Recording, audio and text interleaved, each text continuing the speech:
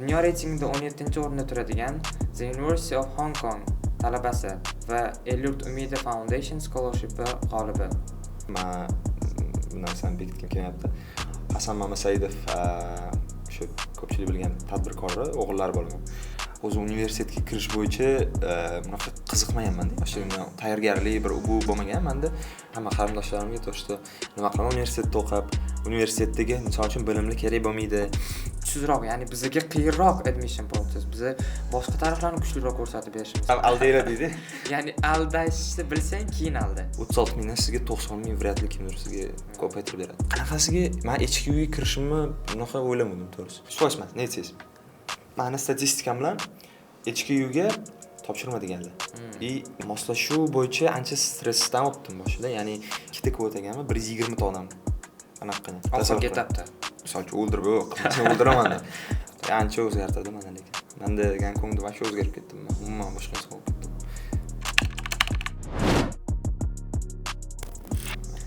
Assalomu alaykum guys.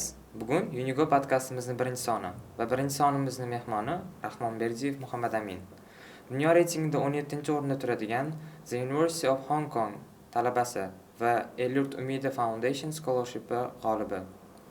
Muhammad Amin, xush kelibsiz va taklifimizga yo'q demay kelganingiz uchun sizga kattakon rahmat.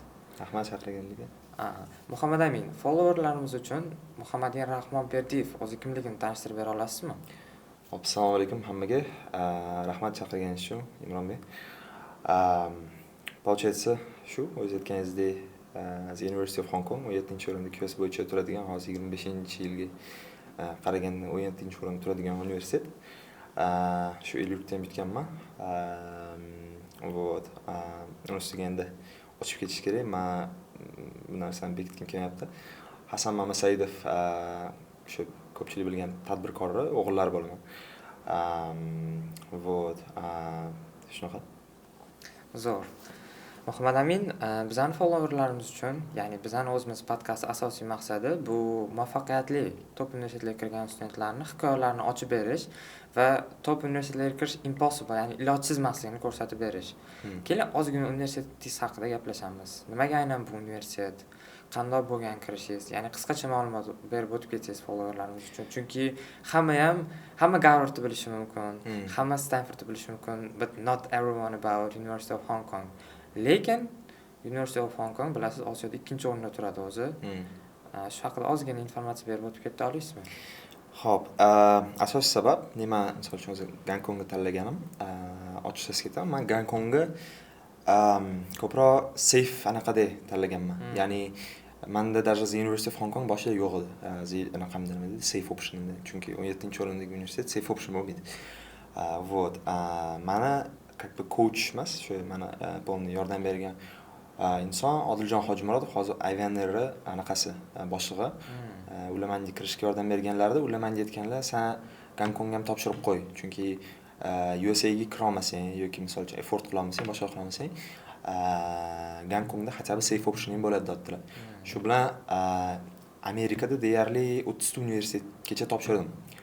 Ichida deyarli ham Ivy League ham bor почти. Keyin Duke'lar, NYU, короче, hech qaysi universitet qolmadi. Chunki menda application fee'ga anaqada pul borligida ko'rganman. Endi zato kirib qolsam deb. Oxiri nima? Men anaqam nima dedim?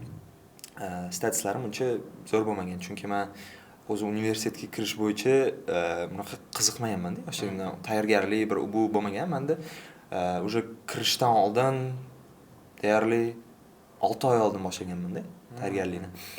Xudoga shukr, menda anaqa bo'lgan, nima deydi? Ingliz tilli maktabda 1 yildan ozgina ko'proq qatnaganman. U menga ingliz tilimda baribir ancha boost bergan. Chunki men ancha anaqaga borib o'tirganimda учебный sentrlar juda ko'p vaqt olardi. Men umuman improve qila olmasdim. Chunki bilmayman nega. Nima sababli? Men gruppaga bormaganman. Individualniy sal cho'zib qanaqadir nimadir bo'lgan mana shunaqa. Lekin mana shu ingliz maktabga borganim ancha menga ingliz tilim darajasini oshirgani uchun sal tayyorgarlik qilish oson bo'lgan. Получается, IELTSga 3 oy ketgan. Чтобы men endi общий IELTS nimaligini tushunib, ozgina qaysidir tipsni olib nima deydi practice qilib bu qilishimga shunaqa 3 oy ketgan. SATni o'ylaganman men oliyda o'zi boshida SATga borganman. SATga borganimda 1 oy adashmasam o'tganida men ko'rdim, что hozirgi meni ingliz tili darajam munchalik baland emas, chunki men sufficient anaqa qilmaganman, nima deydi, tayyorgarlik qilmaganman SATga. Menda shu deb SAT hozir tayyorgarlik qilish uchun ancha ko'p vaqt ketib qolardi. Так как menda уже topshirishdan ozgina vaqt qolgani uchun men IELTSga полный anaqani berishni, urg'uni berishni qaror qildik biz. Вот. Shu bilan shu bilan faqat IELTS qolib ketdi. Ya'ni SAT skorimda Englishim yaxshi bo'lmagan uchun. IELTSim keyin 7 chiqdi. Shunda siz hozir bu yerda SAT ham topshirgansiz, lekin yo'q, topshirmaganman. Topshirmagansiz. Просто mock orqali bilganman, что yomonligini. Ya'ni SATdan siz sacrifice qilgansiz, что bilib turibsiz sizda vaqt yetarli emas, ya'ni timeline bo'yicha ulgurmayapsiz va bu to'g'ri tanlov bo'lgan ko'pchilik uchun, chunki ko'pchilik o'ylaydi SATsiz iloji yo'q, men test required universitylarga topshirishim kerak degan narsa bo'ladi va bu vaqt ichida IELTSdan ham past baho oladi, SATdan ham kerak emas baho olib qo'yadi. Ya'ni yo'qotilgan vaqt, yo'qotilgan mablag'lar va yo'qotilgan asablar. Siz buni sacrifice qilgansiz, ya'ni to'g'ri tanlov qilgansiz deb o'ylayman. Ko'pchilik ota-onalar sen ola olerding, qila olerding degan narsa bo'ladi. Gaplashganimizda har xil studentlar bilan bo'lganda hammaning ham ota-onasi tushunmaydi, чтобы bunaqa kichkina muddat ichida bunaqa katta natijaga erishish likely impossible. Shunaqa. Ya'ni siz aytayotgan narsada men o'zim qaror qilmaganman. Bu bo'yicha men o'zimda вообще kallamda bo'lmagan. Chunki men o'zi 1 oy davomida faqat universitetga kirish uchun qiziqqanman. Men hozirda уже ancha admissionsdagilar bilan o'rtaman, boshqa bilaman qanaqa ishlashi, o'zi qanaqa bo'lishi, no u paytda umuman даже tasavvurim yo'q edi misol uchun. Rahmat shu Odiljon Hojimurodovga, men ustozimga ular menga aytganlar, yo'q, короче, SAT bo'ldi. Kerak emas, mana shu IELTSga urg'un bergin deb qilganlar. Shu, ya'ni men nima demoqchi bo'lganim, любой hozirgi odam особенно o'zi uncha tushunchasi yo'q bo'lsa, nima deydi, qaysidir SAT instruktor topib, SAT instruktor, shu universitetga tayyorgarlash bo'yicha instruktor topib, anaqa qilgani ancha yaxshi, chunki shu aytganimdek vaqt ham yutadi, o'zi to'g'ri strategiya qiladi. U hozir nima deydi, ozgina pul yo'qotib bo'lsa ham, keyin zato 1 yil gap bera olmaydi deylik. Qarang, sizda instruktor bo'lgan, ya'ni tayyorgarligingiz uchun. Shu instruktorga kelishingiz yoki chetga topshirish maqsadi qayerdan kelib chiqqan? Yoshlikdan bo'lgan bu narsa yoki high schoolga o'tgandan keyin bo'ldimi yoki uydagilaringiz hammaga taniqli bo'lgan insonlar, "Sen meni farzandimsan, sen yaxshi universitetda o'qishing kerak" degan narsa bilan katta qilishganmi? Hammaga ham shu narsa qiziq, chunki hammaning o'zining har xil motivi bor. Bu motivda sizda nima bo'lgan aslida shu chetga topshirish? Aynan Gonkong demaylik, dunyo reytingidagi top universitetlarga topshirishga maqsad.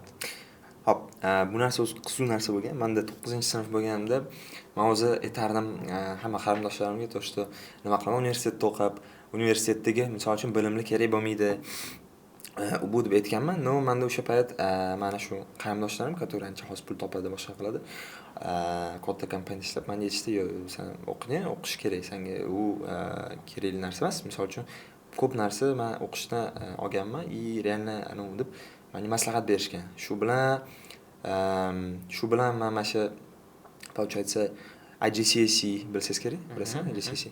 IGCSEga o'tib nimaga siz ularni anaqasi kuchliroq, короче, chet davlatlarga topshirganda ancha meni ustunligim bor. Bu deb ham amakim o'sha anaqa nima deydi?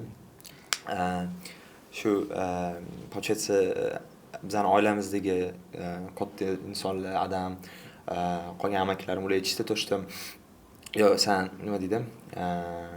Kerak bo'lsa pulni to'lab qimmatroq anaqaga o'tkazamiz seni. IGCSEga, chunki keyin senda advantage bo'ladi, sen anaqa qotgan." Bilmaydigan followerlarimiz uchun bu nima tushuntirib o'tib keting. Ya'ni abbreviationning to'liq nomi bu nimaga yordam beradi? IGCSE, A-level, IB kabi programmalar bu bizani davlat programmamizdan nima deydi, o'zbek tilida boshqacha bo'lgan programma. U ancha qiyinroq bo'ladi. Bu yerda misol uchun sizlar maktabda oddiy 5 olishdan ancha qiyinroq. U odamlar qancha qiynalib shunaqa. Zato ularni chet davlatdagi zo'r universitetlar ko'proq qabul qiladi, chunki ishonchi bor, u butun dunyoda ishlatiladi ular. Вот. Lekin O'zbekistonda baribir qimmatroq turadi ko'pi. Agar misol uchun prezident maktabini inobatga olmasak, chunki u tekin, sizlar o'tga kirib anaqa qilsanglar. No, qolgan частныйлari qimmat turadi juda. Shunga menda mana shunaqa bo'lgan. Misol uchun Westminster yoki Tashkent International School qimmat. Misol uchun o'zbek byudjeti uchun, oilasi uchun bitta bolani yoki ikkita bolasini o'qitish o'rta aholi oila uchun bu qiyin narsa hisoblanadi. To'g'ri aytasiz. Eng og'riqli bo'lgan mavzulardan bittasini ochdingiz. Bu men uchun juda og'riqli. Hamma uchun ham, ya'ni bizani high schoolda beriladigan diplom oxiridagi, ya'ni 11 yillik diplom, ba'zi joyga to'liq bakalavriatga topshirishimizga o'tmasligi, ya'ni kuch kamligi, misol uchun даже UK ga topshirmoqchi bo'ladigan studentlar uchun foundation majburiyligi yoki bizani high school bilan topshirgan student yoki China bilan compare qilganda ancha kuchsizroq, ya'ni bizga qiyinroq admission process. Biza boshqa taraflarni kuchliroq ko'rsatib berishimiz kerakligini ochdingiz. Demak, bu sizga University of Hong Kongga kirishingizdagi yana bitta achievementlar bo'lgan. Yo siz olmaganmisiz oxirida buni? Da. Aytdim sizga, shunga men nega men 1 yil finansiy va boshqa qaysidir sabab kelib chiqib oddiy maktabga o'tganman. Chunki men hali mana SAT ga ham, boshqasiga ham umuman tayyorgarligim yo'q. Men hali A level ham qilib, buni qilib umuman ulgurmasdim. Shunga oddiyroq maktabga o'tganman. o'zbek anaqa bilan topshirishni anaqa qilamiz, qaror qilamiz. Вот, ham meni baholarim ham jazor chiqmayapti u yoqda. Men bilganman, что cho'ta baribir u yoqda o'qisam, baribir nima deydi, o'zbek attestat bilan topshiraman. Ya'ni u yoqda ikkita attestat bilan o'qiladi. Shu A level yoki qaysi bo'lsa ham, o'zbek attestat bo'ladi. Qaysidir odam bilan mana bu A level yomon chiqsa, o'zbek attestat bilan baribir topshiraveradi. Bu degani oddiy maktabda o'qiganingiz bilan tengda. Shunga men ko'rganman, что yo'q, mayli undan ko'ra to'g'ri Garvardga kirmayman, boshqa nima, menga главный edi, yaxshiroq universitetga kiray. Top miqyosda aniq qilingan bo'ldi. Men shundan xursandman deganman. Da, bu narsa bilan tushuntirib berasizki, oddiy public high school diplomi bilan bemalol topshirsa bo'ladi har qanaqa top universitetga. Ya'ni harakat qilsa bo'ladi. Bu narsa bizani cheklab qo'ymasligi kerak studentlarni. Chunki ko'pchilik bilan suhbatlashganimda shu narsani aytadiki, bizani public school diplomi muammo yoki shu narsaga yopishib olgan ko'pchilik. Sabab bo'lmasligi kerak har bitta inson uchun bu narsa, o'ylashim bo'yicha. Keling yana ozroq bitta-ikkita berib o'tgan ma'lumotlaringizga qaytib o'taylik. USA qanaqadir acceptance, rejection, scholarshiplar bo'ldimi u yoqda? Chunki hammaga bizani o'zbek studentlar uchun USA Universities qiziq. Ya'ni o'zingiz aytganingizdek NYU ga topshirdim, Duke ga topshirdim. Bu yerda qanaqa rezultatlar bo'ldi? Hong Kong bilan siz compare qilib yoki tanlashingizga majburlikdan olib qochadigan qanaqadir variantlar bo'lganmi? Hozir hammasini aytaman. Zo'r savol bo'ldi mana shu, chunki men 30 tasiga USA dan topshirganman.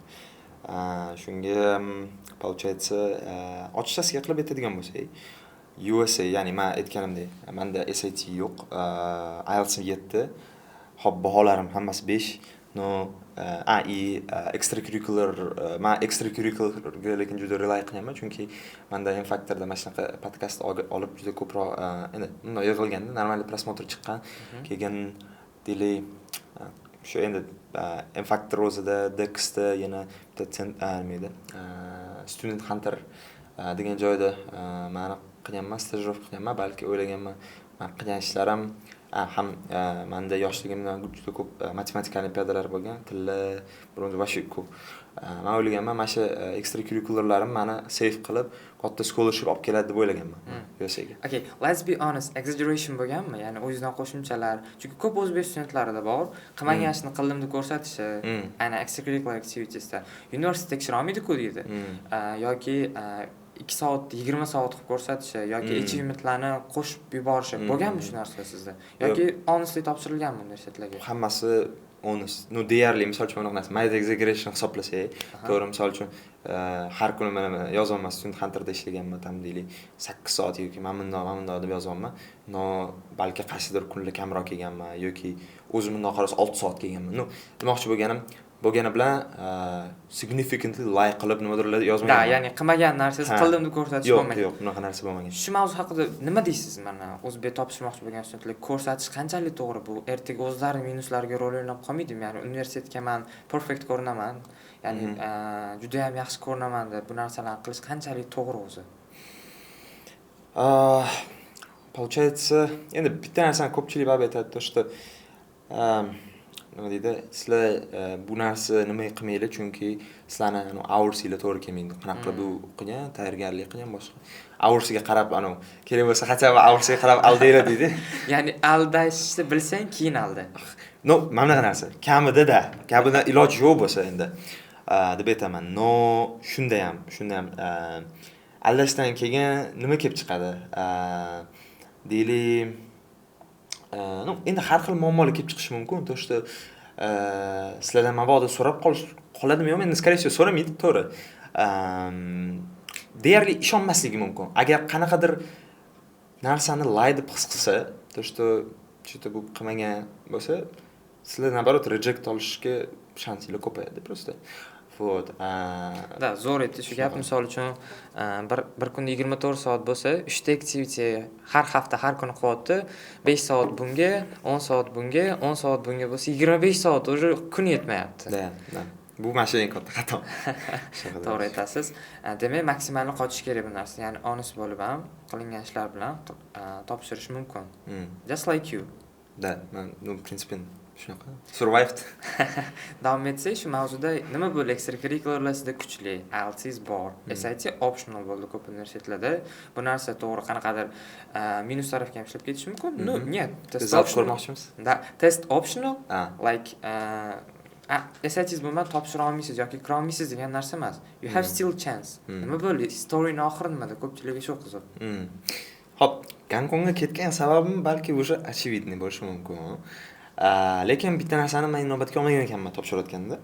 Men Amerikaga topshirayotganimda finansi ko'p o'ylamayman. Ya'ni odam dili, misol uchun, ish yaxshi bo'lsa balki to'laymiz, bu deyishgan. Keyin deylik, el yurt yutsam, odamni pul bilan qo'shib ketishim mumkin deb topshirganman. To'g'ri, el yurt yutdim, lekin men Amerikaga desanglar, hozir tushuntiraman. Получается, mana status bilan gruba qilib aytganda, ko'p universitetlar sizlarni yokida reject qiladi, yokida qabul qiladi, no без scholarship. Bu важный narsa. Asli oddiy oiladan bo'lsanglar, hop kirsanglar deylik, acceptance rate bunaqa ekan, bu bunaqa ekan deb. Bitta zo'r universitetga kirsanglar, lekin uni qoplolmasanglar, nafik kerak yo'q. Result keyinda men kirmayman bu universitetga deyish uchunmi yoki yana borib o'qish uchunmi degan savol turadi. Вот. Endi yana bitta sabab, men payt zo'r bilmaganman admissionsni. Menga instruktorlarim, "Yo'q, bunaqa zo'r universitet topshirib, olib kira olmaysan" degan edi. Men ularga обратно доказать qilmoqchi bo'lganman. Men o'ylaganman, то что вот men extracurricular'im yaxshi, men bitta mamlak qilib qo'yganman. Bu hamma ham qila olmaydi, meni accept qiladi, balki scholarship bilan ham accept qiladi deb shunga umid qilganman. No, bu to'g'ri qilib aytganda, Amerikada eng zo'r kirgan universitetim nima bo'ldi? Penn State bo'ldi. Michigan State bo'ldi. Keyin qaysi universitetlar bor edi? Kirganim. Hozir shu ismi kelyapti. Hamma o'zbek kabi Arizona bo'lgandir, ishonaman, yoki yo'qmidi? Yo'q, Arizona yo'q. Arizona State University ham yo'q. Yo'q. South Florida-chi? South Florida yo'q. Bizning o'zbeklarimiz common universitetlardan biri, bular ham. Mississippi? Yo'q. Yo'q. Demak, list baribir kuchliroq bo'lgan ekan, ya'ni top universitetlarga harakat qilingan ekan. Any scholarships? Scholarships deganda qarayman bunaqa narsada. Scholarship amount важный. Da. Men bu yerda bekitmayman, то что вот, scholarship olganman.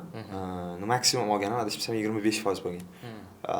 Вот, qolgan universitetlardan ko'pincha berishadi ular 5-10 ming tam. Bunga qaraganda nimaga yetmaydi u. Mana shunaqa scholarshiplar bo'lganda, ko'pincha. Вот, yana aytish kerak, undan tashqari NYU Shanxayga kirganman. U yoqda уже half scholarship bo'lgan, ya'ni 80 mingdan 40 ming bergan. No, bu 40 ming ham undan qarasa 40 ming to'layotganingizda zo'rdek ko'rinmaydi. Katta summa juda ham. Da. University of Torontoni, Scarborough kampusiga, ya'ni u ham официальный, birinchi kampus emas, eng zo'ri. Вот, u yoqda scholarship berishmagan. Demak, Torontoda ham bor bizda acceptance. Da, zo'r, top 20 talik universitet Kanadadagi eng yaxshi universitet deb men bilaman, misol Torontoni. Da. Hop. Shu, ya'ni shu sababli menda даже mana Toronto qo'limda bor, kerak bo'lsa Amerikaga borishga boshqa bo'lsa, no men uni qoplolmayman. Men hop deylik 50 yurt yutish.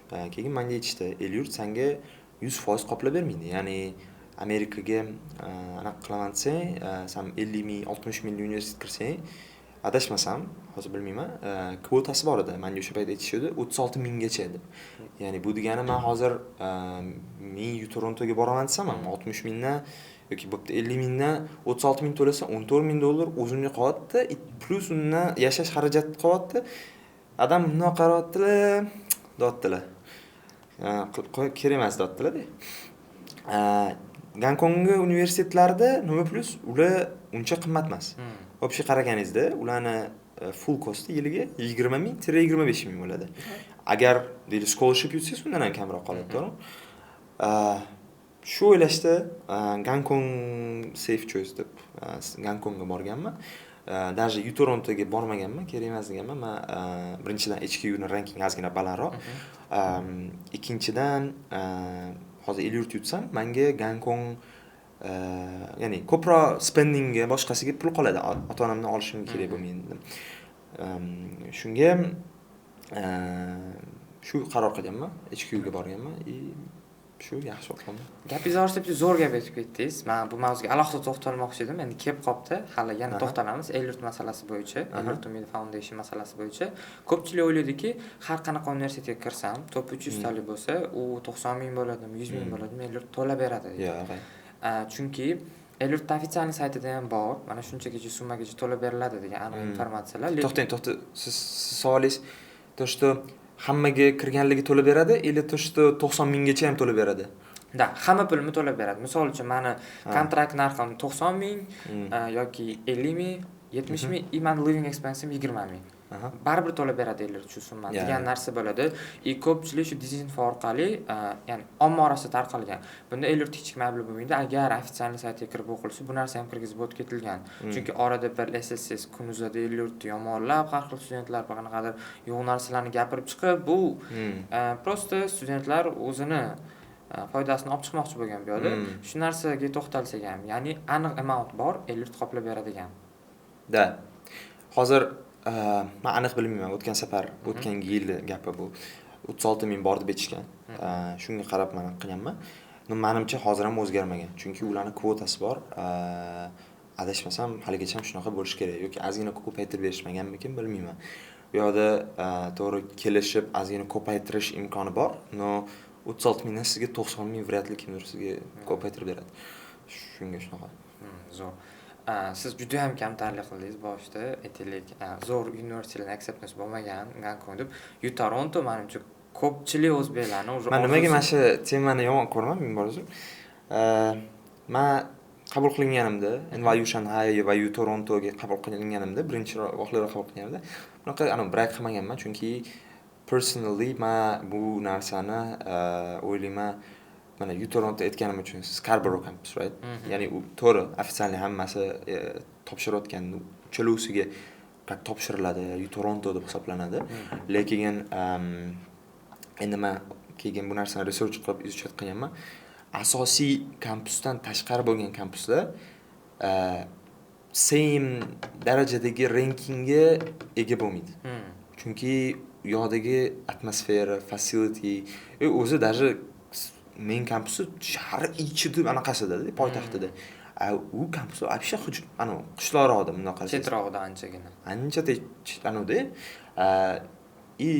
To'g'ri, o'qitadigan narsasi bir xil.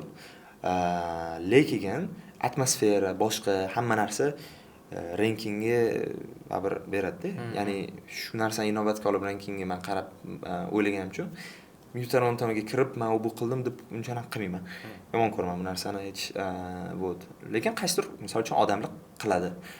То, что endi uzru Tuxunshan yoki qaysidir kampuslarga kirib, ko'pchilik nima deydim, yoki tam boshqa amerikanskiy anaqalarni Qatar yoki endi mayli yomonlash bo'lmasin, spesifik anaqadir bo'lib, prosta demoqchi bo'lganim, ular qaysidir odamlar uni bir same ranking darajasida ko'rsatadi-da ommaga. Omma o'ylaydi, men hozir Northwestern Qatar, Carnegie Mellon Qatarga kirsam, Northwestern bilan Qatar anunda o'qyapman deb o'ylaydi. bundoq qarasangiz, yozsangiz, rankingi bir xilmikan deb bitta solishtir deb, tam bilmayman, ChatGPT yoki любой anaqa bersangiz, sразу aytadi то, что yo'q, farqi bor, baribir deydi. Shuni o'ylab men HKU asosiy kampus boshqa deb buni ham tanlaganman. Nega Torontoga bormaganim. Shu. Da, shu aytgan narsangiz ham ko'p o'zbek studentlaridagi noto'g'ri tushuncha. Misol uchun NYU bilan NYU Abu Dhabi bir xil. Yo'q, nom bir xil bo'lishi mumkin. Da. Kampusi bo'lishi mumkin ofitsial. Yodagi atmosfera, yodagi networking, Shunaqa. yoda olinadigan bilimlar. Shunaqa. Nafaqat universitet orqali, balki yon atrof fiziklar уже har xil bo'ladi. Shu jihatdan grantlar ham. Misol uchun NYU bergan grant bilan NYU Abu Dhabi bergan grantda menimcha ancha farqi bor. Da. Ya'ni Solishtirib bo'lmaydi. NYU ga grant yutgan bola bilan NYU yo'q, baribir ikkalasi beradi, 100%. No, demoqchi bo'lganim olish osonda bu yoqda. Вот, shu darajada aytayotganingizdek networkingda. Bu yoqda NYU real qattiq ishlab, undan balandroq darajadagi odamlar kirib, harakat qilib kirsa, bu yoqda qolganlarni qabul qilaveradi-da. Qolganlarni. Shunga nima deydi? Siz networking boshqa deb ma'noda o'ylaganingizda shu ham ma'no qiladi. Nima deydi? Shunga o'ylash kerak bu narsa. Da, zo'r narsa bo'ldi. Zo'r insight bo'ldi ko'pchilik uchun ham. Ya'ni ajratib olish. Universitetda o'tgan. NYU ga kirdim, men top 50 taliga kirdim emas. NYU Abu Dhabi bor, NYU Shanghai bor. Xuddi shu ko'pchilik o'zbeklar degan Jukunshan. Da, ya'ni spesifik aytib ketish kerak nomlarni, чтобы ko'p universitet, ko'p bolalar bu haqida bilib olishi uchun deb o'ylayman. Carnegie Mellon qatar bu ikki xil. Ya'ni bu aytmoqchiman, biz bu yoqda kirgan odamlarni va o'zini shu yoqda deb pasas qilayotgan odamlarni yomonlash niyatida gapirmayapmiz. Bu ham ancha yaxshiroq universitetlar hisoblanadi O'zbekistonga qaraganda va boshqa ko'p universitetlarga qaraganda yaxshiroq hisoblanadi. Nima deydi? Men nimaga aytib ketmoqchiman, meni jahlim chiqqan o payt hamma bir xil deb prezent qilishi, men o'shalarga topshirib uni ketkizganim. Nima deydi? Acceptance fee dash to'laganman NYU Shanghaiga. Men bilmaganim uchun, tushunasizmi? Просто bu ommaga sal bilintirsin. Ya'ni bu shunaqaligina kelgan odam, yo'q, farqi yo'q, topshiraman deb topshirsin. Lekin shuni ham aytib qo'ymoqchi edim. Shu ma'noda biz aytamiz, ya'ni hech qanaqa xafagarchilik u boshqa odamlarga tegmasin. Вот.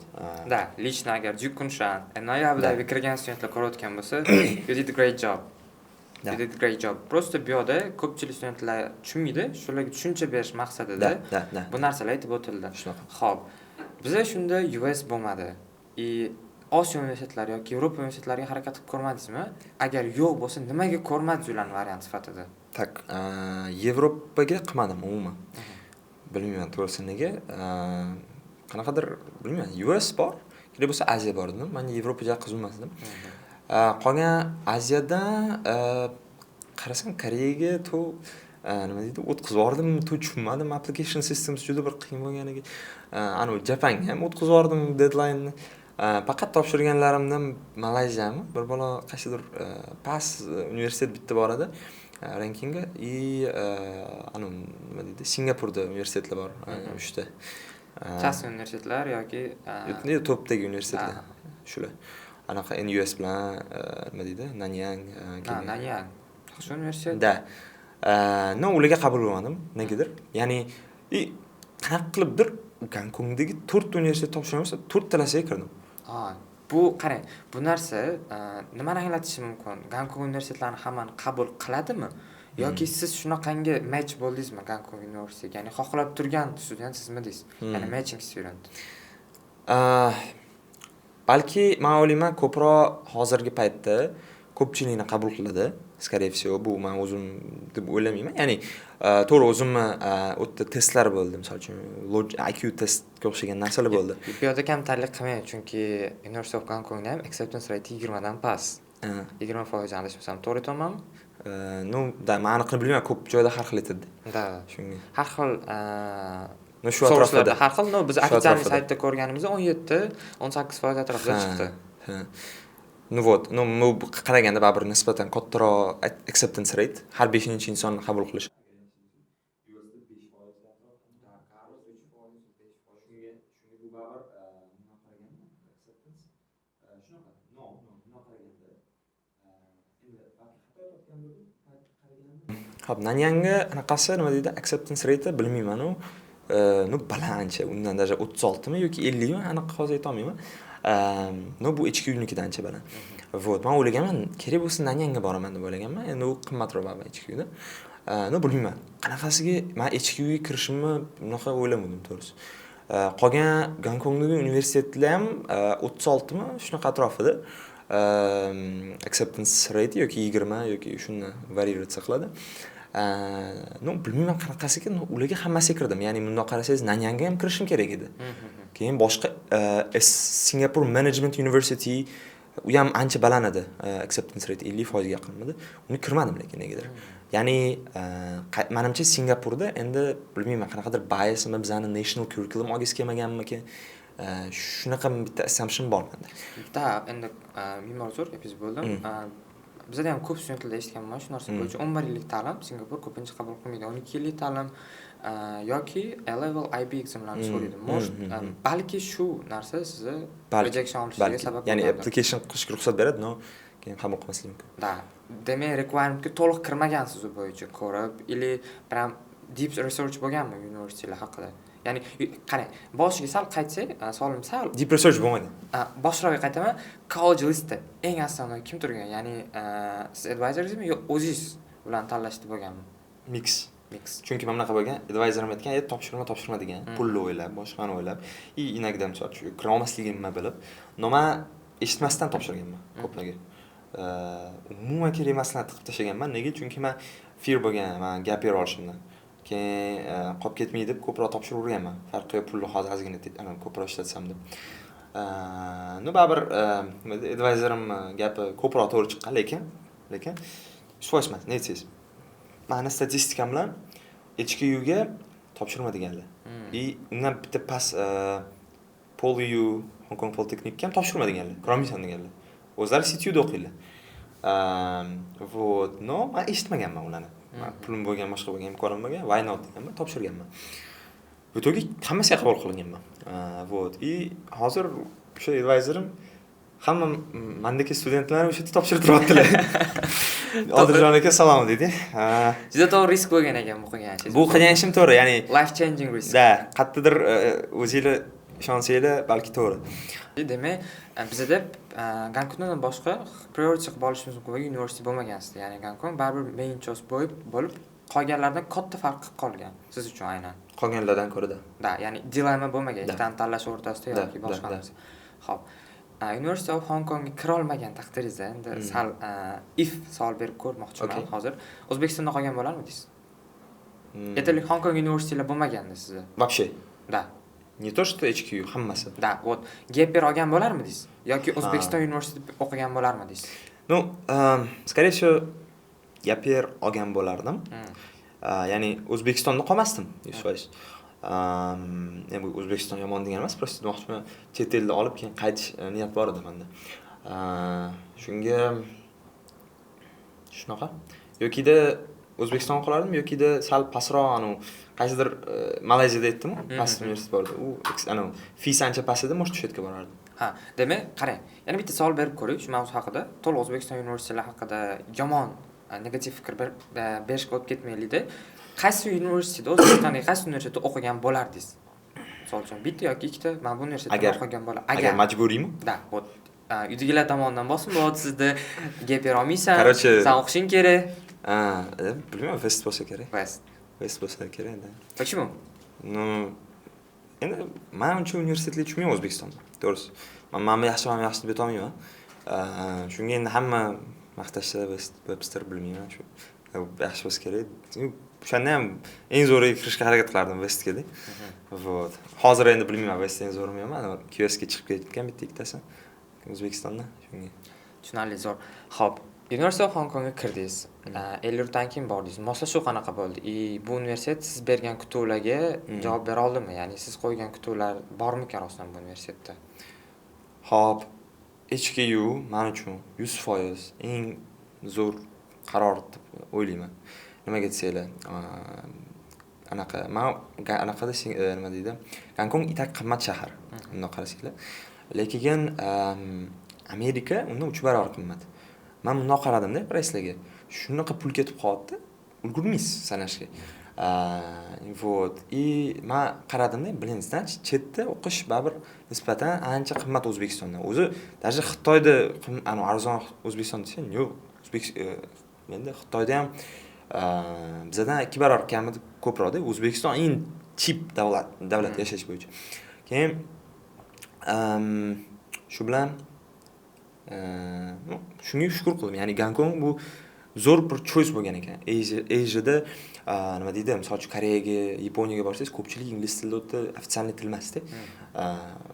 Da amallash mumkin. No, Gonkong ikkinchi ofitsialniy til ingliz tili. Shunga bu katta anaqa bo'lgan. Xitoyda ingliz tili yo'q. Umuman anaqa qilamiz. Переводчик bilan yuramansiz, yurasiz faqat atak hech kim tushunmaydi. Shunga nima deydi? Shu Malayziya yoki Singapur balki bo'lishi mumkin. Yana bitta variant. No, bundoq qaraganda Gonkong bu baribir one of the best choices. Ya'ni Aziyada faqat Singapur bo'lishi mumkin. Anaqa. Вот. Universitetimga qarasak, bu yerda Gonkong o'zida nechta universitet borligini ko'rsam, meni universitetim Cityga yaqinlik bo'yicha eng anaqasi, yaqin. City centerga. Poliyu ham nisbatan yaqin. No, menga uncha yoqmadi. U tarafi uncha ko'p anaqa razviti joy emas. Mana Island tarafi HKU bu vashi, nomer 1 joy, hamma joyga yaqin. HKUSTda o'qiydigan bizning o'zbeklarimiz, ular deyarli shaharga chiqmaydi. Majburiy nimadir bo'lmasa chiqmaydi. Shunga nima deydim? Location bo'yicha ham, ranking bo'yicha ham, boshqa bo'yicha ham deylik kelgan o'zi teaching quality haqida gapiradigan bo'lsak, balki shu yerda mana yaqinda Gonkongdan qaytib o'tganda bitta odam Amerikadan kelgan aytdi, bu yerda bitta minus, bu yerda leksiyalarda odam qiziqib o'tirmaydi. Ya'ni ko'pchilik qanaqa qiladi, ular o'ziga revise qilib, o'zi tayyorlanib alohida aniq qiladi. Lekin Amerika, Kanadada o'tda leksiya ham qiziq bo'lishiga anaqa deb eshitdim, bilmayman. Rost gapmi-yo'q, no. Shunaqa. Shunga получается shu вот и hamma facilitieslar bor, boshqa bor. Men kamchilik topmadim. Zo'r. Moslashuv bilan qanaqa muammolar bo'ldi Gonkongda? Xo'p, moslashuv bo'yicha ancha stressdan o'tdim boshida. Ya'ni bu narsa menga emas, faqat hosil. Chunki biz top universitetdagi bolalar bilan o'tirganimizda просто fun fact aytib beraylikchi, bittalar deb aytib chiqdik. O'sha yerda hamma bittalab gapiryapti-da. Men universitetimda boshida 1 yil yoki tam boshida juda qiynalganman. Umuman introvert bo'lganman. Odamlar menga social life kerak edi, o'rtoqlik kerak edi. Mana shunaqa muammolar kelib chiqadi. Bu rost gap. Ko'pchilik shu narsani nima deydim? Shu narsadan o'tadi. Deyarli o'sha yerda hamma odamlar shunaqa bitta gap gapirdi-da. Shundan tushundimki, значит, bu normal holat, shu narsadan majburiy o'tish kerak hamma.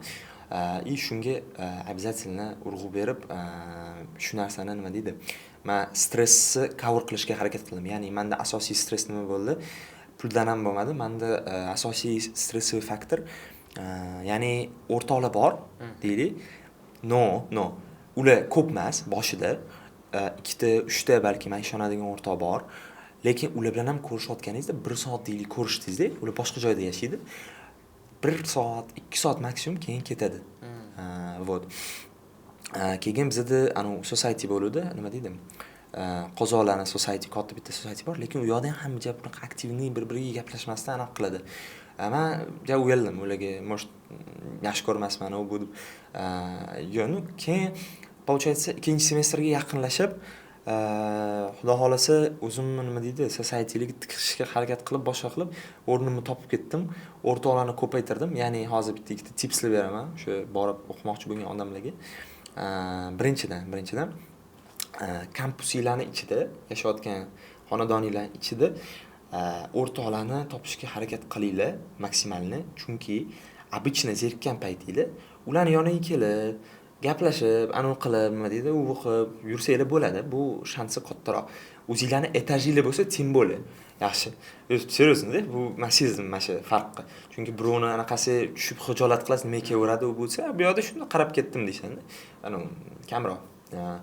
Keyin nima dedim? Keyin menda mana bunaqa yana bitta muammo bo'ldi. Men одновременно society socialize qilishim kerak, ham o'qishim kerak. Ya'ni u yoq HQda har kuni o'qib aniq qilmasangiz, yaxshi GPA olamaysiz. Balki olaysiz, past qilasiz. No, yaxshi GPA olamaysiz. Особенно scholarship bor insonlarga bu kerak.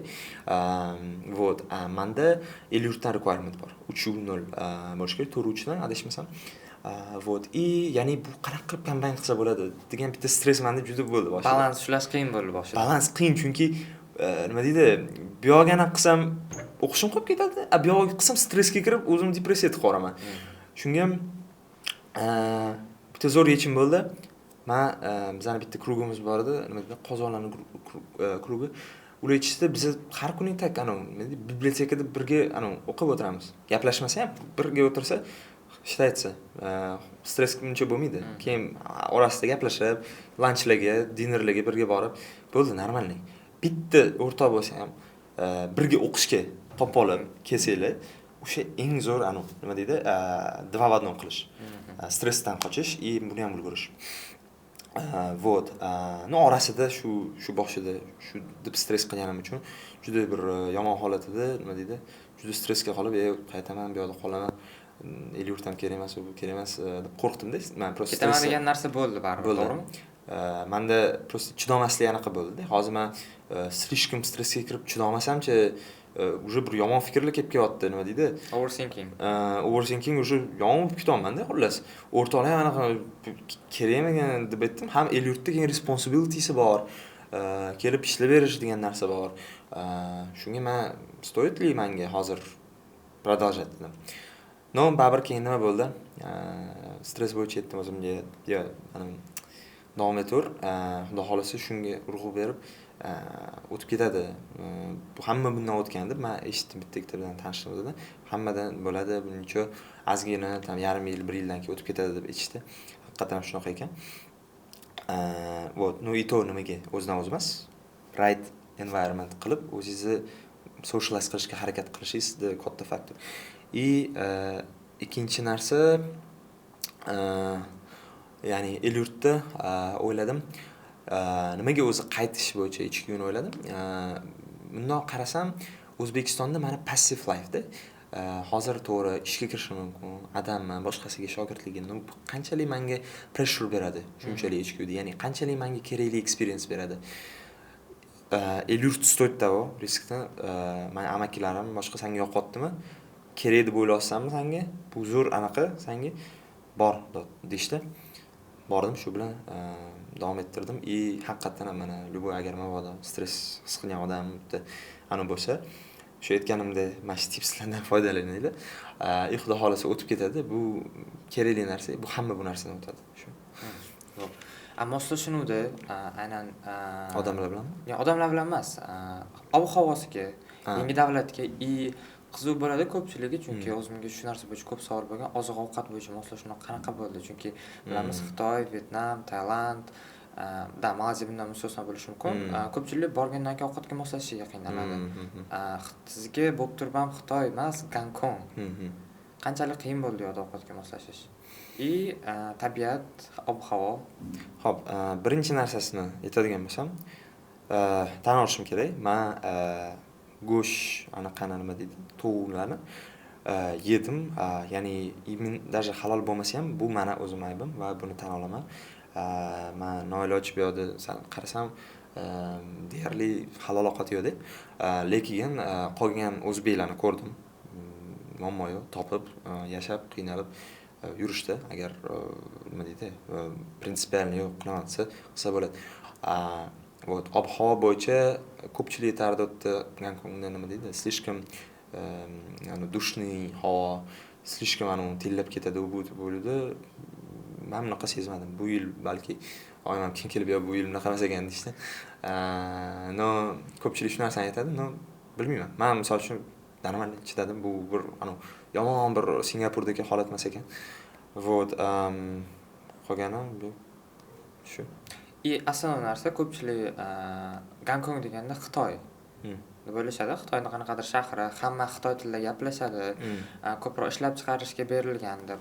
Siz bilmagan aynan followerlarimiz yoki studentlar uchun tushuntirib bera olasizmi Gonkong va Xitoy nimasidan farq, ya'ni yashashdagi nima tosh bosadigan farqlar bor o'rtasida?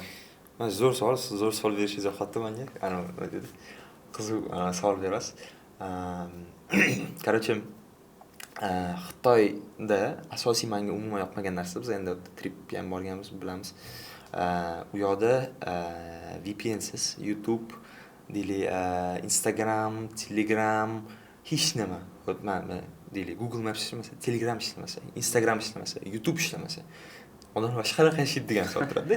Bu вообще невозможно-da, qarasa. Lekin VPN topaman deb o'ylasangiz, men VPNlar bor edi, Xitoyga boryapman. VPNlarni bloklab tashlashgan. Даже VPNlar ishlamaydi. Da. 4 ta VPN yana skachat qildim. Ichidan bitta donasi ishladi keyin. O'shani amallab keyin vashi past skorostda nima deydi, oyim bilan bir aloqada bo'ldim. Tezroq qaytay dedim shu Gonkong. Gonkongda bu ограничениялар yo'q. Bu boshqa orzu.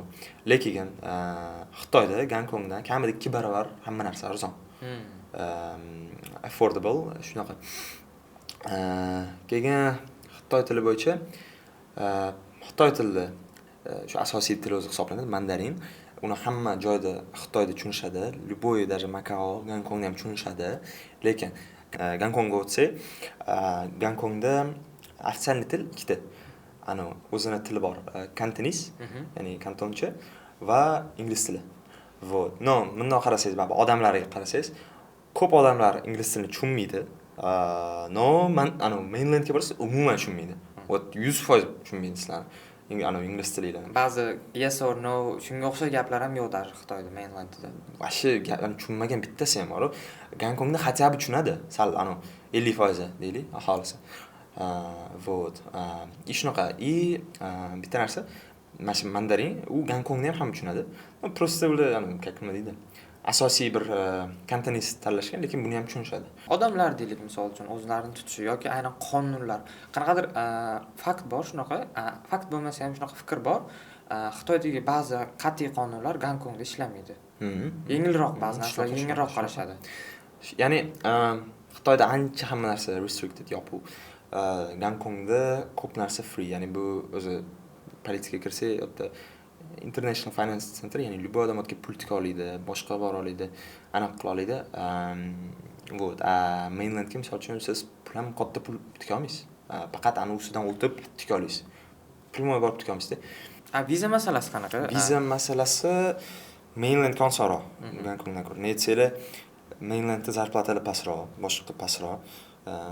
Ko'proq odamlarni qabul qiladi. Gonkong bu baribir balandroq shahar bo'lgan. Endi o'zi bunday qarasa, dunyoda boy shaharlar aniq qilmaydi, ko'p qirg'izmaydi, chunki tushiradi ko'p statistikasi. Shunga ular faqatgina tanlab vizani beradi. Mana biz даже yaqinda qo'tonamiz biznes tripga borganimizda mana bunaqa holat bo'ldi. Ular Gonkongga kelib, adashmasam, chiqib, yana Gonkongga qaytib ketishmoqchi edi, ya'ni 2 marta. Ular razavay kirish uchun beradi faqat. One entry bo'ladi. Ko'pchiligi viza bermaydi. Yo'q, beradi. Просто bizani odamimizga, hali Gonkongga bormagan odamimizga yo'q, multiple emas, bittalik faqat berishimiz mumkin deb berishdi. Shu bilan endi ular plan o'zgardi, shunaqa. Ya'ni ularni bunday qarasang Gonkong qiyinroq viza bo'yicha. Tushunarli so'z. Viza masalasi ham ko'pchilikda fikr bo'ladi. Ya'ni Xitoyga vizam bormi? Men spokon Gonkongga kira olaman. Muammosiz kira olaman degan narsa bo'ladi. Lekin bu narsa to'g'ri emasligi ham yaxshi informatsiya bo'ldi ko'pchilik uchun. Endi keling Eliot haqida ozgina gaplashamiz. Eliot umidi o'zi nima? Eliot yutib olish uchun nima qilish kerak? Bilmagan studentlar uchun o'zingiz experience'dan kelib chiqib ozgina informatsiya bersangiz. Xo'p, Eliot bu o'zi nima deydim? Sizlarga davlat qaysidir pul miqdorini o'qishingiz uchun ajratib beradi. Nima ma'noda? Ya'ni sizlar kelgan 5 yil davlatga hozircha, lekin eshitishim bo'yicha ular kelgan private, ya'ni nima deydi? Xususiy kompaniyalarda ham ishlashga ruxsat beriladi degan qilishyapti, adashmasam. Yo'q, bilmayman, aniq emas, lekin bu informatsiya. Shunaqa, ya'ni sxema shunaqa. Lekin bu ham degani sizlar zo'r universitet kirsanglar bo'ldi, endi sразу to'lab beradi, anaqa qilsa bo'ladi degan narsa yo'q. Aytganingizdek, test bor, ya'ni 3 ta o'zining anaqasi bor, o'tadigan darajasi, nima deydi, tipa etapi bor. Etapi bor. Shu bilan nima deydi? Boshda birinchisiga qaytadigan bo'lsak, men определенно qanaqadir reytingdagi universitetga kirishim kerak birinchi o'rinda. Qanaqa bo'lishi kerak reyting? Misol top 500, top 1000 ta. Adashmasam top 300. Top 300. O'zini sohasida top 100 va yoki o'zini sohasida top 100 ga yoki anaqa nima deydi? 300 o'xshay. Overall, ya'ni general rankingda top 300 talik kirgan bo'lish kerak. Bu QS, The Time, yana bir Either of this. zo'r.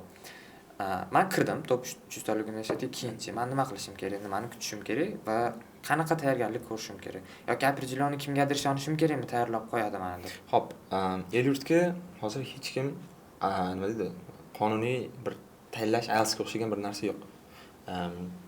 Bilmayman, balki el-yurt tutgan insonlarning Telegram kanallarida, boshqasida ko'pchilik ulashishga harakat qiladi. Mana shunaqa mamlaqa deb. Вот, lekin adashmasam даже birga bir nima deydi, qanaqadir xizmatini sotish, el-yurtga tayyorgarlik bir balo degan narsa ham el-yurt orqali zaprishon, ruxsat bermaydi. Shunga maksimum nima qila olasizlar? Telegram kanallardan obuna bo'lib, o'sha eshitib, nima deydi, o'tganlardan aniq qila olasizlar. Вот. Bosqichlarga o'ting. Bosqichlar, ya'ni birinchi bosqich nima bo'lishi kerak, ikkinchi bosqich, uchinchi bosqich, o'zingizda qanaqa experience bo'ldi bunda? Hop, получается, birinchi bosqich bu dokument topshirish, nima deydi? Просто kerakli essay boshqa topshirasiz, men menimcha o'tdan 100% odam o'tadi, balki ko'pchilik o'tadi. Вот. Ikkinchisi IQ test. Bu yoqda sizlarning majoringiz biznes bo'lsa, 60 dan 40 ball olishinglar kerak. Yokida nima deydi, boshqa major bo'lsa, 30 ball yetadi 60 dan. Вот. Endi magistraturaga boshqasiga boshqacha qonun, ruxsat beriladi. 30. Uchinchi bosqich nima deydi? Interview. Interview nima bo'ladi? U yerda ikkita, ya'ni xonada interview bo'ladi. Bittasi anaqa bo'yicha, vatanparvarlik bo'yicha. Ya'ni o'sha yerda dokazativ savol beradi, boshqa dokazat qilishingiz kerak. Yana bitta bu ko'proq o'zingizni major nima deydi? Yo'nalishingiz bo'yicha so'raladigan savollar va o'zi общий siz bilimingizni ham tekshirishi mumkin bo'lgan xona. Bundan qarasa adashmasam 60 ga 40 mi yoki 65 ga 35 mi anaqasi waiting tipi o'lchalinishi, ya'ni vatanparvarlik kamroq, anu ko'proq. Вот. И общий keyin nima bo'ladi? Misol uchun deylik определенный biznes deylik sohasi uchun davlat qanchadir kvota ajratadi har bitta raundga, ya'ni yilgami, yo'q raundga bilmayman. Xullas, o'sha misol uchun deylik biznesga 4 ta deylik kvota ajratsa, ko'p ajratmaydi lekin. Men bilaman, shuni ko'p ajratmaydi. Va shu 2-3 ta tam ajratadi har bitta sohaga maksimum. Hatto undan ham kamroq. Shunga o'sha yerda получается nima bo'ladi? U yerda ko'p odamlar o'tiradi, ya'ni misol uchun vatanparvarlik xonasida ham 2-3 ta odam, ular sizga reyting beradi. Misol uchun 10 dan necha ball. Вот. И anitda ham shunaqa, 10 dan necha ball beradi. Oxirida sizni общий ballingiz, ya'ni el-yurt kimga beriladi? Misol uchun deylik 3 ta kvota yoki 2 ta kvota berilgan bo'lsa, top 2 tasiga, top 3 tasiga beriladi. Eng katta ball yoqqan suhbatdan. Da. Shu bilan shunaqa. Zo'r. Demak, aytaylik, agar men El-yurt umidi Foundation grantini yutmoqchi bo'lsam, birinchi top 300 talik universitetga kirishim kerak, hujjatlarimni topshiraman, IQ bo'yicha testdan o'taman va suhbatga kiraman. Vatanparvarlik va yo'nalish bo'yicha suhbatdan top 1 yoki top 2 talikda bo'lsam, ajratilgan kvotaga qarab turib, menga grant berishadi. Qisqa qilib aytgan. Ko'pchilik o'ylaganchalik oson protsess emas ekan bu protsess. Umuman oson emas. Nega desanglar, juda ko'p application. O'tgan safar 2 ta kvotagami 120 ta odam anaqa qilgan. Oxirgi etapda. Вот. Endi men anaqamda bunaqa emas edi, misol uchun boshqa bitta anaqada shunaqa edi. Shunga bu просто competitionni ko'rsatdi, kamida bir 50 ta bo'ladi lekin har bitta anaqada. Shunga ikkita odam 50 tadan yuchish ancha qiyin. Qiziq bo'lyapti menga, sizni yo'nalishingiz biznes, to'g'rimi? Da. Biznes yo'nalishini bitirib kelganingizdan keyin ertaga el-yurt orqali siz qayerda ishlaysiz? Ya'ni iqtisodiyot bo'lsa tushunarli, iqtisodiyot vazirligi bo'lishi mumkin, moliya bo'lsa moliya vazirligi bo'lishi mumkin yoki education bo'lsa ta'lim vazirligi bo'lishi mumkin. Siz ish joyingiz qayerda bo'ladi? Biz hozir Yoshlar ittifoqi bilan, Yoshlar ishlari agentligi bilan ya'ni bitta dokument oldik. O'sha yerda ishlayman degan anaqa. Har bitta nima deydi? O'sha odam o'zi el-yurt olishi bilan o'zi kafolat xati ishlashda olish kerak. O'sha payt ya'ni men anaqa deganman, Yoshlar ishlariga. Вот. И hozircha shunaqa reja. Yoshlar ishlari agentligi. Tushunarli. Endi keling, ozgina yo'nalishingiz haqida, ya'ni major haqida to'xtalib o'tamiz. Biznes tanlashingizga Hasan aka Mamasaidov yoki oilaviy sizni holatingizga qanchalik ta'sir kuchli bo'lgan? Nimaga aynan biznes? Uydagilar majburlaganmi yoki qo'pol qilib aytganda, biznes qilasan, bizning yo'limizdan ketasan degan narsa bo'lganmi? Ya endicha nima deydi? Qo'pol как бы majburlashdi emas. Endi mana misol uchun o'ldirib qilmasam o'ldiraman. No, misol uchun aytganimda, ya mana qilsamchi desa, endi nima qilasan? Qo'y, mana qil, mana bundan normalniy pul tutsan ekan, mayli, to'g'ri sizlar deb anaqa qilyapman. Ya'ni ularning influencer bo'lgan, o'zi ham aytgan, men buni tanladim, mana botga ketma, bu yoqqa ket deb holatlar bo'lgan. Вот. Endi по-любому men misol uchun biznesmenlar oilasida o'sganimdan keyin menda tushuncha ham, dunyoqarash ham shunaqa bo'ladi. O'zi bundoq qarasa boshqa major menga biznesdan yaqin emas-da. Po-любому men biznes tanladim. O'tga yana bitta narsa ta'sir qilgan. O'zi bilsangiz kerak, menimcha extracurricular activities'larim ham biznesga qiziqqanim uchun yoshligimda shunga qarab ketgan. Ya'ni men hozir boshqa ish qilganimda shuncha payt boshqa majorga keyin topshirib nima deydi? Anaqa qilganimda просто kirish shansim kamayar. Chunki o'zi bu qiziqadimi bu narsaga, o'qiydimi degan narsa bo'ladi-da. Shunga shu hamma narsa biznesga taqalgan. Men ming xohlaganimdan ham boshqa major olishni, скорее всего, kira olmasdim u majorga. Maksimum hozirdagi majorimni o'zgartirardim. Qarang, insonlar, ko'p insonlar tomonidan beriladigan bitta fikr bor. Shuni sizga aytmoqchiman, fikringizni bilish uchun. Biznes o'qib nima qilasan? Biznes ham o'qiladimi? Biznes experience orqali olinadi. Bo'ladigan soha o'qidigan ko'p ota-onalarni eshitganman. Bolasi oldimga biznesga qiziqaman. Aynan biznes bo'lsa ham ishlab chiqarishga qiziqaman. Ya'ni bola yo'nalishini topgan, lekin ota-ona biznes ham o'qiydimi degan narsa, to'g'ri, ba'zi bizning viloyatdagi yoki to'g'ri tushunchaga ega bo'lmagan ota-onalarimiz bo'lishi mumkin deb bolasini yaxshi yo'nalishdan qaytarish. Shu holat bo'yicha nima fikr bildira olasiz? Ya'ni biznes ham o'qiladimi degan fikrga. Xo'p. Birinchidan, men o'zim holatimni aytib ketsam, menda просто oilamizda, bitta bizanikida emas, amakilarda, boshqada juda ko'p biznes bo'lgan va nima deydi? Kelajakda misol uchun el-yurtnikidan kelgan yoki boshqa qanaqadir bo'sh vaqtimda biznesga nima deydi? Boshqarib anaqa qilish menga eng logichniy narsa bundoq qarasa, chunki tayyor bizneslar bor bizda. Uni boshqarishi, qolgan marketingga o'sha related narsalarni bilganim menga foydali. Вот, lekin bilaman, ko'pchilik mana shunaqa deb o'ylaydi. O'zi не то что bu yoqda, u yoqda ham kulishadi. Mana nima deydi? Biznes ekan u deyshadi, tipa. Nimani u o'qimaydi-yu, bemalol GPA yaxshi bo'ladi u deyshadi. Engineeringlar tipa. Вот. Oson deb kulishadi. Oson deb даже o'sha yerda ichkidagilar hamma kulishadi-da. O'rtoqlarimiz. Keyin nima deydi? Endi meni holatimga to'g'ri kelgani uchun men aniq bilaman, shu menga biznes kerak. Ya'ni shu nima deydi? Menga boshqa yo'nalish, o'sha engineering menga kerak emas umuman.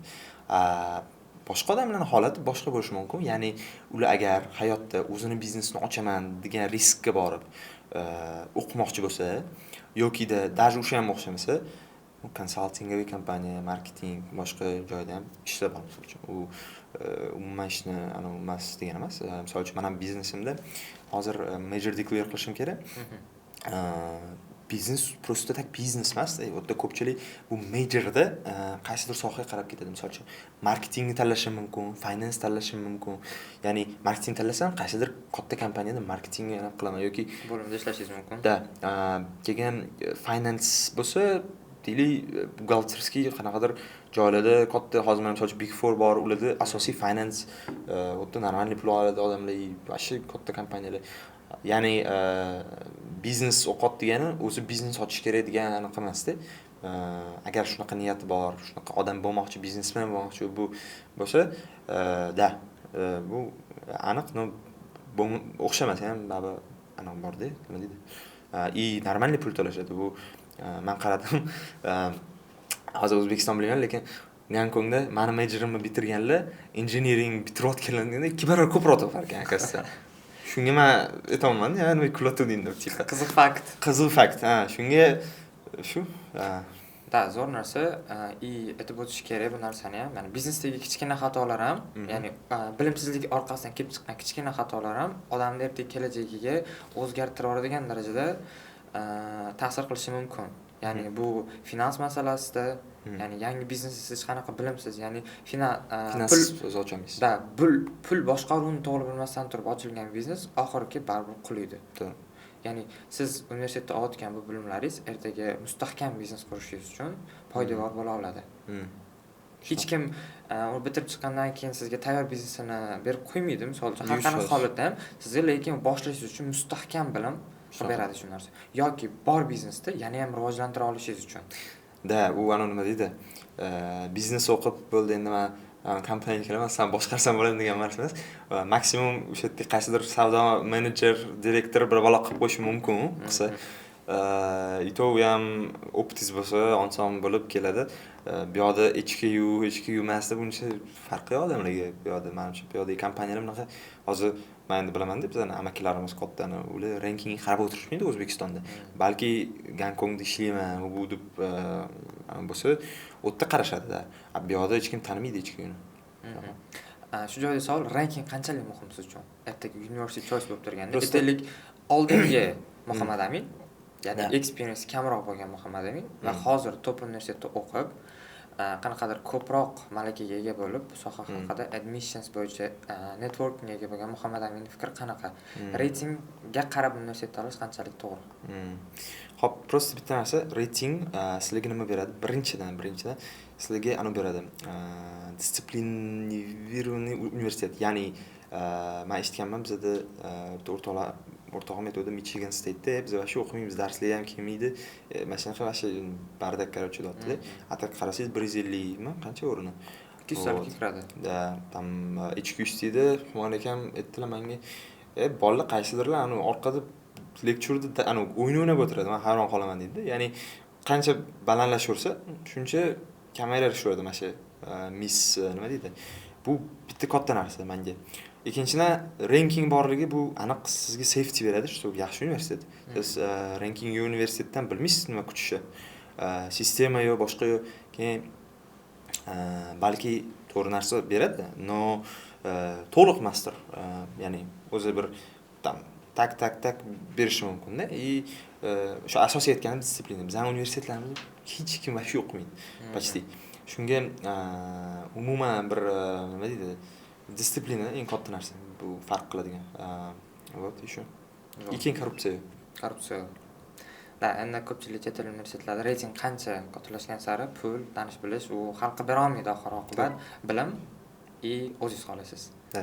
Kurashish kerak bu narsaga nisbatan, ya'ni o'zingiz bahoyingizni olish uchun o'zingiz kerak bo'lsa o'lib kurashasiz. Da. Bu yerda ham bitta qiziq narsa aytaman. Misol uchun bizda odamgarchilik yaxshi o'tadi-da. Misol uchun men xato qilib qo'ysangiz ham yoki uxlab qoldingiz deylik, yoki assignment вообще, ya'ni nimadir hayolingizdan chiqib qoldi deylik-da. Bu yoqda men bor zo'r, nima deydi? Bilmayman, mana shunaqa edi holat. Bu yoqda problema HQda endi bu plus ham minus ham aniq qiladi, aytadi. Yo'q, bizda общий sistema, hamma uchun bitta qoida bo'ldi, qila olmadingmi bo'ldi, o'zing. It's your problem, xullas. Da, qaysidir exceptional holatda, misol uchun bir meditsinskiy holat bo'lib qoldi, boshqa bo'lib qoldi, qaraydi. Lekin misol uchun bilinib qolgan, me'mor zo'r professor mashina shuni o'zgartirib misol uchun mana mana holat bo'ldi, men bilmadim-da, shu bitta essayni yozganda men language ChatGPT orqali yaxshi qildim. Ya'ni o'zim content yozdim, lekin meni Englishim juda yaxshi emas deb qildim. Polish qildim, keyin shuni topshirdim. Qarasam language meni o'rtoqlarim jinnisan, o'tda tekshiradi deydi ChatGPTda, sankni bitta tekshirdi, 95% chiqadi. Как будто AI yozgan. Ammo uni tushuntira olmayman. Yo, professor, mana hammani bor, hujjat bor, boshqa bor. Men real nimashini o'sha payt qilganman sizga draftini ham ko'rsataman, u send qilyapman, boshqa qilyapman deganda, yo tushunman, lekin ruxsat berishmaydi bizda ko'rsa, mumkin emas deyapti-da. Shunaqa minor kichkina xatolar. Bu yoqda ruxsat berishadi. Aytishlang yoki ichingizga javob kelishi mumkin yo'qda. Yoki kursdan kursga qolishingizga yoki bahosi chiqmasligiga. Endi haydamaydi-yu, qanaqadir mana shunaqa GPA'ga ta'sir qiladi, boshqa qiladi. Agar nimadir qilib qo'ymasangiz. Biz O'zbekistondagi odatiy bahonalar u yoqda o'tmaydi. U yoqda вообще o'tmaydi. Zo'r. Yana bitta narsani so'ramoqchi edim. O'sha qozog'istonlik bolalar o'z networking, o'zlarini birga yuradigan kurpchalari bor degan narsani aytdik.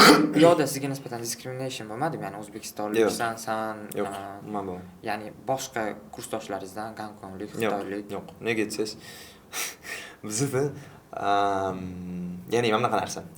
Между qozoqlar orqali, yoki deylik, o'rislar orqali bunaqa narsa bo'lmadi. Birinchi narsa, o'rislar bizani diskriminatsiya qilmaydi, nega desangiz, qozoqlar birinchi eng ko'p qozoqdi 50 tacha. O'rislar mayda kam. Вот. Undan tashqari bizani klubimizda tojik ham bor-da. Uni ko'proq aniq qilishdi endi. Hazillashib nima deydi? Stроительlik haqida shutkalar ko'p qilishdi. Meni lekin umuman qilishmadi. O'zbekiston bu deb, misol uchun shunaqa qolgan internationalda ham bunaqa qilmadi. Bitta narsani aytaman, Gonkongda ko'pchilik, ya'ni bizani общагimizda o'tda anaqalar nima deydi? Locallar, ya'ni Gonkongliklar, ular deyarli internationallar bilan o'rtoq bo'lmaydi, gaplashmaydi ham. Qiz emas, chunki ularning o'zining klubi bor, nima deydi? Faqat o'sha locallar bilan yuradi. Вот, bitta shuni inobatga olmasa, qolgani yo'q, yaxshi. O'zbek community qanchalik katta Gonkongda? Aynan Gonkong universitetida. Hozirgi paytda o'zi o'tgan biz men o'qigan payt 20 anaqa odamgacha gruppada edi. Lekin undan ham bundoq qarasa bir aktivniy bir ko'rishi bu davay bir boraylik qatgadir nima deb yozganda 5-6 ta. Вот. Hozir endi yangi freshmanlar qo'shildi, bir 5 tami, adashmasam hozir 6 tami. Вот. Agar ular aktivniy bo'lsa, okey. Da, ya'ni kattalashtiramiz o'zbek communityni ham. Gonkongdagi. Shunaqa. Zo'r. Keling, endi aynan universitetga kirish ko'pchilikga qiziq. Men ham qanaqa The University of Hong Kongga kirsam bo'ladi, dedim, ishlasam bo'ladi, nima qilishim kerak, qachon boshlashim kerak degan narsa bo'ladi. Ya'ni biz podkastimizni eng asal joyiga kelyapmiz degan bo'lsa to'g'ri bo'ladi. Nima qilish kerak? Maslahat berasiz hozirgi 10-chi, 11-chi yoki 9-sinfga. 11-sinflar kech qoldimi? 11-chi? Da. Endi ingliz tilini yaxshi bilsa yo'q, kech qolmadi. Ya'ni application deadline hali ham ochiq. Endi qachon deganiga qarabdi. O'zi Gonkongga early'si November vohlilarida yopiladi. Shunga bu USdek emasda. Vohliroq qilish kerak. Вот, qolganlari rolling, uni ham hali tushuntirib beraman kirish bo'yicha. Вот, hop, endi requirementga o'tsak. Requirement mana qanaqa narsa yana, bu yerda agar grant yutishim kerak, hatto full tuition bo'lsa, IELTS 7.5 bir nima deydi, SAT shu 1450 dan baland, shunaqa bo'lsa full tuition yutsanglar kerak. Ko'proq shans. Вот, full ride endi juda kam beradi. Bizda ko'pchilik qozoqlar full tuitionda. Shunga shunaqa, ya'ni shu requirementlarni aytdim. Endi meni holatimda men tushishimni yutmaganman. Ya'ni nima deydi? Meni statistikam bilan shu payt IELTS'im pas bo'lganiga 7 SAT yo'q, boshqa bo'lganiga, ito mana extracurricular boshqa awardslarim bo'lganiga waitlist orqali kirdim men. Waitlist bo'lgan birinchi. Waitlist kirib orqali kirdim. Вот, и получается nima? Ну, shunaqa. Endi biz bilaman, men yurganim uchun exceptional case'lar bo'lgan, misol uchun. Tojik 7 IELTS uni ham. Lekin nima deydi, qolgani hamma tojikcha, hech qanaqasi yo'q, SAT yo'q. Lekin 10 da ishlagan ekanda. Embassydan bir bolasida ishlagan ekan, full tuition berishgan unga. Ya'ni baribir prям pipet zo'r borsa berishadi. Вот. Yana bitta bola bor, endi uni ham shunaqa IELTS 7. Endi u ham extracurricular bo'yicha bir maktabda ko'p narsa qilganman u dedi. U ham full tuition o'tgan, lekin SAT'si yo'q. Ya'ni regularly qarasa bermaydi. No rare exception berishi mumkin. Yana bitta важный narsa, universitetga kirish shansi oshiradigan va grantga tushish oshiradigan umumiy qarashdagi narsa Gonkongda вообще bu early topshirish, ya'ni ularda early stage bor, qaysidir datagacha. Keyin ko'pida yoki regular yoki rolling basis, ya'ni asosan early da topshirganlar hamma grantlarni yutib oladi nima deydi, shansi ham ko'proq bo'ladi kirishga. Menimcha sal kechroq topshirganimni ham waitlist orqali kirib bu bo'ldim. Вот, agar early topshirganda balki menga ham full tuition berardi, kim biladi. Bo'lishi mumkin narsa edi, to'g'ri. Da, shu. IELTS requirement shunda minimum 7 yoki 6.5. Minimum 7 menimcha. 7, tushunarli. Yo'q, bitta bola bor edi Xitoydan. 6.5 da IELTS, lekin u menimcha boshqa test bilan kiruvdi. Ya'ni xitoyliklarga bunaqa IELTS requirement qo'ymaydi, chunki ular xitoy tilini hajab biladi-da. Bizga lekin 7 bo'lsa kerak. Tushunarli. Ya'ni exceptional biron emas ham, ya'ni sizda ya'ni men regular holatda aytayapman. Shunaqa. Rostdan sizda lekin tan olish kerak, extracurricular activities kuchli bo'lgan. Tosh bosadigan narsa bo'lgan, qo'pol qilib aytganda. Agar bu narsasi bo'lmasa, maslahat bergan bo'lardingiz, SAT olish, vaqti bo'lsa agar, vaqtliroqdan. Endi bunaqa narsa SAT qanaqa skorga qarab-da. 1300 bo'lsa bilmayman, lekin 1400 atrofida хотя бы bo'lsa, да, скорее всего, maslahat berardim. Shunaqa. Xo'p, bu narsa zo'r bo'ldi. Endi keling, yana ham qiziqroq bitta mavzuga o'tsak, pul mavzusi. Admission instructor mavzusiga o'tadigan bo'lsak, necha pul sarfladingiz universitetga topshirishni o'ziga? Application fee ga. Application fee ga? Acceptance fee hisoblanadimi yo'qmi? Daysiz hisoblaylik. Admission fee netos, deposit fee to'g'rimi? Da, taxminan 4 yoki $5000 USD da. Rostdan. Demak, bu yerda nechta universitet bo'lgan son bo'yicha taxminan? Общий qaraganda 44 ta. 44 ta universitetga $5000 atrofida pul sarflab qo'ydingiz topshirish uchun. Da. No, endi bu ko'proq topshirish emas, anaqaga ketgan, nima deydi, acceptance fee. Gonkongda juda qimmat acceptance fee. $1000 $1.500 men to'laganman. Men ikkita universitetga acceptance fee to'lab qo'yganman. 1000 plus $1.500 yana 500 animni NYU Shanghayda. Ya'ni 3 ta universitetga qilib qo'ygan bo'laman. Nima deydi, Amerikada shu fee'li topshirish bo'yicha ketgan. Tushunarli. Fee waiver masalasi-chi, hech bu masalaga nisbatan chunki ko'p o'zbeklar bilasiz, USga topshiradi, kommunalga kiradi, fee waiver oladi, buni minus tarafini o'ylamaydi ko'p odam. Men tekinga topshiraman, shunchalik oson ekan, bitta tugma bosish orqali qilar ekanman. Nima deysiz shu narsaga? Endi to'g'ri, kommunalda tekin fee waiver 20 tasiga olishadi. Получается, men qolganiga o'zim to'laganman. Men ham fee waiver olganman bunisiga. Da, misol uchun meni holatimda uni olish, nima deydi, qolgan joydan fee waiver olish, privatelardan u deyarli impossible va men asabim bo'lmagan. Ham undan tashqari ham bor. CSS profile'ga ham to'lash $16 har bittasi. Shunaqa. Bundan tashqari yana qanaqasida pulli xarajatlar bo'lgan? Ya'ni siz instruktorga berganmisiz yoki yana qanaqadir pulli, ya'ni ko'pchiligi baribir qiziq joylari bo'ladi shu narsada. Men qancha pul xarajat qilaman? Top universitetga kirishim uchun yoki eng kamida bo'ladigan bo'lsa, The University of Hong Kongni o'ziga topshirgan grantni qancha pul sarflayman? Men instruktorga hech nima to'lamaganman. Aytsangiz, adam tanish bo'lgan. Bizga boshqa formatda kollaboratsiyani ishlashgan ular. Получается, Gonkong bo'yicha hozir feesi ismiga yapti. 300 HKDmi, 150 mi? Deyarli $68 shunaqa atrofida to'lash. Shuni inobatga olish kerak. Acceptance fee qancha qimmat bo'ladi? $1.500 mi? Shunaqa atrofida bo'ladi. Agar aniq qilaman desanglar, undan ham qimmatmi? Hozir 20,000. Yo'q, $2,000 atrofida. $2,000 atrofida. Shunga ko'pchilik mana shu narsa bitta ikki tanishlar bor edi, ular mana shu как раз qoqildi, aniq qilmasdan, pul topolmasdan. Вот. U aytib qo'yish kerak, u просто keyin tuitiondan minus qilinadi. U emas, o'ziga alohida emas. Ya'ni depozit qilishda mana o'qishdi. Yo'q. Shunaqa. Bitta qiziq mavzu bor, berishim kerak, baribir bu narsa bo'yicha consulting agency va admission instruktorlarga qanchalik qaraysiz? Bularga qanaqa qaraysiz? To'g'riroq savol bo'lardi.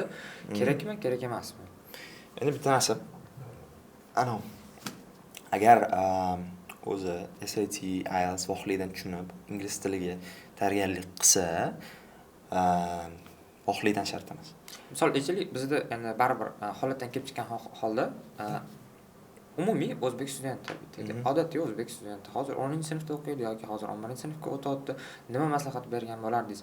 O'zlari qanaqadir self study orqali bu narsaga erishsam, chunki ko'pchilik aytadi o'zing ham qila olasan, odam qilgan ishni odam qila oladi, lekin qanchalik katta value, ya'ni qiymat bera oladi bu agentstvalar yoki aynan admission instruktorlar? Mana bunaqa narsa, bularni asosiy roli qilsa, bu уже universitetga topshirish payti yaqin kelganda, ya'ni agar deylik 8-sinf bo'lsangiz, boshqa bo'lsangiz, bu yerda clear da, mana borib ingliz tilini yaxshilab o'qing deydi.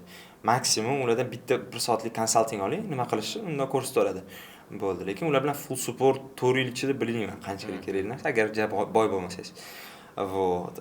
No, topshirayotgan paytda men o'ylayman-da katta foyda beradi, chunki bilmagan narsalar ko'p deb topshirayotganda juda ko'p tipslar bor, o'zim bilmaganlar ham chiqib kelgan. Shunga topshirayotgan paytda обязательно kerak bo'ladi yoki kamida bir shunaqada o'zi odam mana SAT boshqa bo'yicha o'zi bir follow qilib, boshqa qilib, tekin informatsiya olib, tushunib taxminan sxemani nima deydi? Shunga tayyorgarlikni boshlash kerak, a topshirayotgan paytda o'zida instruktor bilan topshirish kerak menimcha. Tushunarli. Ya'ni instruktor reviewga ham katta yordam beradi, ya'ni applicationingiz to'limi. Misol uchun aytaylik, qo'pol qilib aytganda essaylaringiz. Ya'ni kimdir o'qib chiqib, bunga sizga baho berib, kamchiliklarni topish sizga ChatGPT'ning o'zi to'liq qanaqadir sizga grammar mistakes tekshirib berish mumkin. Odam sifatida review bera olmaydi deb o'ylayman. Bunga qanaqa qaraysiz siz? Bitta narsa baribir, men bilmayman qancha ChatGPT to'g'ri, yo mana bunaqa narsa, просто ChatGPT orqali ko'p odamlar qiladi, to'g'rimi? ChatGPT orqali ularga jo'natganda, ular уже identify qilib bo'lishadi ChatGPTni. Siz hozir buni maslahat orqali qilsangiz, nima deydi? To'g'ri, konkretni ChatGPT yozib berdi demadi emas, qanaqadir bir pattern ham bir xil bo'lib qolishi mumkin. Shunga maslahat olish ChatGPTni yo'ldan ko'ra yaxshi. Aytmoqchi bo'lganim, savol sal noto'g'ri tushuncha bo'ldi. ChatGPTdan maslahat olgandan ko'ra admission instruktordan maslahat olgan yaxshiroq. Da. Endi clear bo'ldi bu haqida. ChatGPTda hozirgi bitik yangiliklarga ko'ra footprint qoldiryapti deyishdi. Ya'ni eshitdim. Qanchalik humanizer qilasiz, qanchalik o'zgartirasiz, o'zingizdan kelib chiqadi, footprint qoladi. Menda ham bo'ldi, shu uchun men qayerdan kelib chiqadi. Footprint o'sha baholaringizga minus ta'sir qilishga olib keldi. O'rtog'im tekshirib berish shundan bo'ldi, footprinting qoldi. Essayimda eshitdim. ChatGPT boshida chiqqanda ko'pchilik yordam berayotdi. GPT-0 tekshiradigan detektorlar chiqqandan keyin ko'proq o'zimiz riskka qo'yamiz buni ishlatish orqali. Xo'p, endi kelaylik IELTS masalasiga o'taylik. IELTS juda ham kichkina surokda, ya'ni kichkina muddat ichida olganman dedingiz. Bu qanaqa bo'ladi? Ya'ni men o'zim biladigan ba'zi insonlar bor, yillab, ya'ni 2-3 yillab IELTSga tayyorlanishadi. IELTS uchun o'quv markazlariga borishadi, qimmat pullar to'lashadi, private, ya'ni xususiy darslar olishadi va oxir-oqibat 6-6.5. Lekin siz kichkina muddat ichida katta skor olishingiz. Endi men tushunishim bo'yicha o'sha ko'p yillik boradiganlar ular просто ingliz tilini boshida o'qiydi. Ya'ni IELTS bu test, IQ test emas o'zi. Ya'ni general Englishdan tashqari IELTS o'ziga juda ham ko'p vaqt sarf qiladi. Yo'q, bu kerak emas narsa. Umuman kerak emas narsa menimcha. Bitta o'rtog'im bor, даже просто general English mendagi bir xilda, kerak bo'lsa. Shunda kirib chiqdi-da, 7 oldi. Ya'ni umuman tayyorlanmasdan. Keyin bilmayman, shu просто tayyorlanmasdan IELTSga imенно topshiraman. Вот, shunaqa, ya'ni kitob boshqa o'qiylik ham deylik, general English ko'paytirsaylik. IELTS o'zi muammo emas. Ozgina u 1-2 haftada o'rganiladigan narsa menimcha hamma tipslar, agar tez o'rgansiz. To'g'ri aytyapsiz. Misol uchun ingliz tili rostdan kuchli bilim bo'lsa, IELTS bu format, imtihon formati. Format o'rganilsa bo'ldi. Misol uchun o'zim biladigan insonlar bor, yillab practice, ya'ni reading, listening, speaking practice qilishadi. Xudiki practice bilan ingliz tilini oshirib qo'yadi. Shu bilan baribir ingliz tilini ko'paytirishadi, qaysidir ma'noda. Kerak emas-da, baribir, chunki u waste IELTS strukturasiga ham ko'p ketib qoladi, u kerak emas narsani bilish. Zacham o'zi biladigan narsa yo'q-da. Tushunarli. Xo'p, Muhammad Amin, keyin beriladigan savollarim qisqa savollar bo'ladi. O'zingiz haqingizda o'qish universitet haqida bo'ladi. Xo'p, birinchi savol.